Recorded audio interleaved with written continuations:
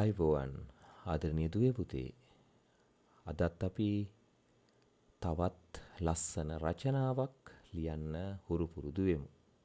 අද දවසේ මම තෝරගත්තේ මෙන්න මේ මාතෘකාව. සැඳෑ අහස. සැඳෑ යාමයේදී අහස ගැන ඔබට සිතෙන දේවල්, ඒ වගේම ඔබ දකින දේවල්, ඒ වගේම තමයි ඔබට ඇසෙන දේවල් මේ රචනාව යටතේ ලස්සනට ගොනු කරලා ලියන විදිය අද අපි ඉගෙන ගනිමු. ඉතින් මේ මාතෘකාව ස්වභාවික පරිසරයේ අපිට අත්දකින්න ලැබෙන සංසිද්ධියක්. ස්වභාවික පරිසරය උදෑසන, ඒ වගේම සවස, රාත්‍රිය වගේ අපට අත්දකින්න ලැබෙන දේවල්. ඒ වගේම නියඟය, වර්ෂාව, ඊට පස්සේ සුලිකුණාටු, සුනාමි අවස්ථා, මෙහෙම ස්වභාවිකව පරිසරයේ සිදුවන දේවල් රැසක් තිබෙනවා. අන්න ඒ අතරින් බොහොම චමත්කාර ජනක ලෙස වැකි නිර්මාණය කරන්න පුළුවන් සැඳෑ අහස කියන මාතෘකාව යටතේ තමයි අද අපි රචනාවක් ගොනු කරන්නේ කොහොමද කියන එක ඉගෙන ගන්න. ඉතින් ආදරණීය දුවේ පුතේ මේ සැඳෑ අහස කියන්නේ හිරු බැසගෙන යන මොහොත, තරු එකින් එක පායාගෙන එන මොහොත. අන්න ඒ අවස්ථාව ගැන තමයි අපි වැකි නිර්මාණය කරන්නේ. සැඳෑ අහස කියලා මාතෘකාව තියෙන නිසා ආදරණීය දුවදරුවෝ ලියන්න ඕනේ සැඳෑ කාලය ගැන නොවේයි. සැඳෑ කාලයේ අහස දෙස ඔබ බලන විට දකින්න පුළුවන් දේවල් ගැන තමයි ලියන්න ඕන. ඒ නිසා සැඳෑ කාලයේ අහස ගැන අපි අද වැකි නිර්මාණය කරමු. සැඳෑ කාලයේ අහස දෙස බලා සිටිනකොට දකින්න ලැබෙන දේවල් ගොඩක් තියෙනවා. ඒ අතරින් බැසගෙන යන හිරු දකින්න පුළුවන්. හරියට ගිනි බෝලයක් වගේ. ඒ වගේම තමයි රත්තරන් පාටට, එහෙම නැත්නම් රතු පාටට, එහෙම නැත්නම් තැඹිලි පාටට අහසේ පාවෙන වලාකුළු දකින්නට ලැබෙනවා. ඒ වගේම තමයි රාත්‍රී එළඹෙනකොට හෙමින් හෙමින් කැදලි වලින් නික්මිලා පළතුරු සොයාගෙන පියඹා යන වවුල්ලු වගේ සත්තු අපිට දකින්නත් ලැබෙනවා. ඉතින් මෙන්න මේ කරුණු එකතු කරලා අපි අද දවසේ සැඳෑ අහස ගැන මේ විදිහට රචනාවක් ගොනු කරමු. පළවෙනි වැකිය.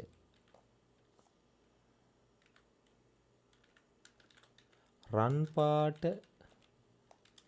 වලාකුළු පාවෙමින්, රන් පාට වලාකුළු පාවෙමින් සැඳෑ අහසේ, නැත්නම් අපි මෙහෙම කියමු, සැඳෑ අහස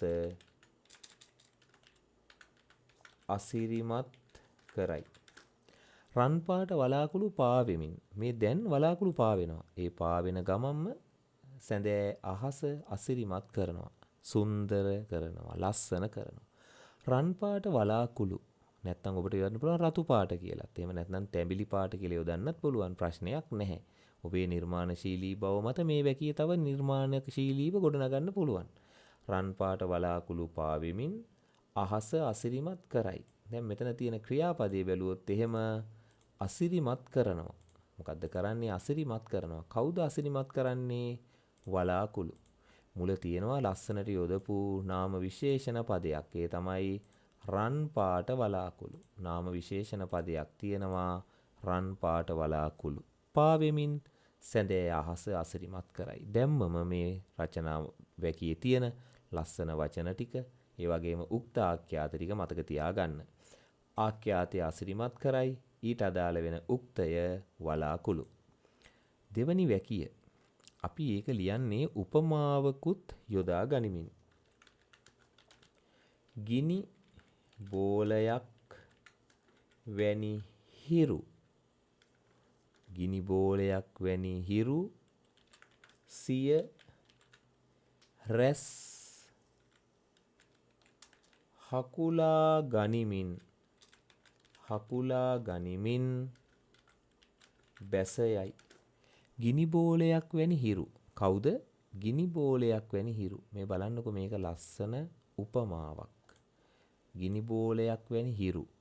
සිය කියන්නේ තමාගේ කියන එක. සිය කියන්නේ තමාගේ. රැස්, එහෙම නැත්නම් කිරණ, හිරු කිරණ හකුලා ගනිමින් බැසයයි. ක්‍රියාපදය එහෙම නැත්නම් ආඛ්‍යාතය බැසයයි. ඒ වගේම කවුද උක්ත පදය? හිරු. ගිනි බෝලයක් වැනි. ඒ තමයි උපමාව. ගිනි බෝලයක් වැනි. කවුද හිරු? සියරැස් හකුලා ගනිමින් බැසයයි. සැඳේ අහසේ දකින්න ලැබෙන සුන්දර සිදුවීමක්. ඊළඟ වැකිය මම හදන්නේ මෙහෙම. ඒකටත් නම් උපමාවක් යෙදිලා තියෙනවා. අඳුරු සෙවණැලිවන්. අඳුරු සෙවණැලිවන් වවුල් රංචු. වවුල්ලු රංචු රංචුනේ පියාඹන්නේ. වවුල්ලු 50ක් 100ක් කණ්ඩායම් විදිහට අහසේ පාවෙමින් ඈතින් ඈතට පියාඹගෙන යන ආකාරය සැන්දේ අහසේ දකින්න ලැබෙන බොහෝම චමත්කාර ජනක දර්ශනයක්. අඳුරු සෙවණැලිවන් වවුල් රංචු පළතුරු සොයා පියඹති. අඳුරු සෙවණැලි වැනි වවුල් රංචු පළතුරු සොයා පියඹති. ආඛ්‍යාත පදය පියඹති. කවුද පියඹන්නේ? වවුල් රංචු. වවුල් රංචු. මේ වවුල් රංචු කොයි වගේද කියලා, මොන වගේද කියලා ලස්සන උපමාවක් යොදලා තියෙනවා. මේ බලන්නකෝ. අඳුරු සෙවණැලි වන්. වන් වගේ වැනි. එතකොට බඳු සම මේ වගේ තියෙනවා උපමාවාචී පද නිපාත. අන්න ඒ වචනත් එක්ක ඔබට පුළුවන් උපමා යොදලා ඔබේ වැකිය ලස්සන කරගන්න. ඉතින් අපි කියලා දෙන්නෙත් ලස්සනට ඒ වගේම නිර්මාණශීලීව රචනා වැකි ගොඩනගන ආකාරයනේ. निराවුල්ව මේ විදිහට වැකි ගොඩනගන්න. බලන්න ක්‍රියාපද අසිරිමත් කරයි, බැසයයි, පියඹති. එහෙම නැත්නම් පියාඹති කියන්නත් පුළුවන්. පියාසර කරති කියන්නත් පුළුවන්.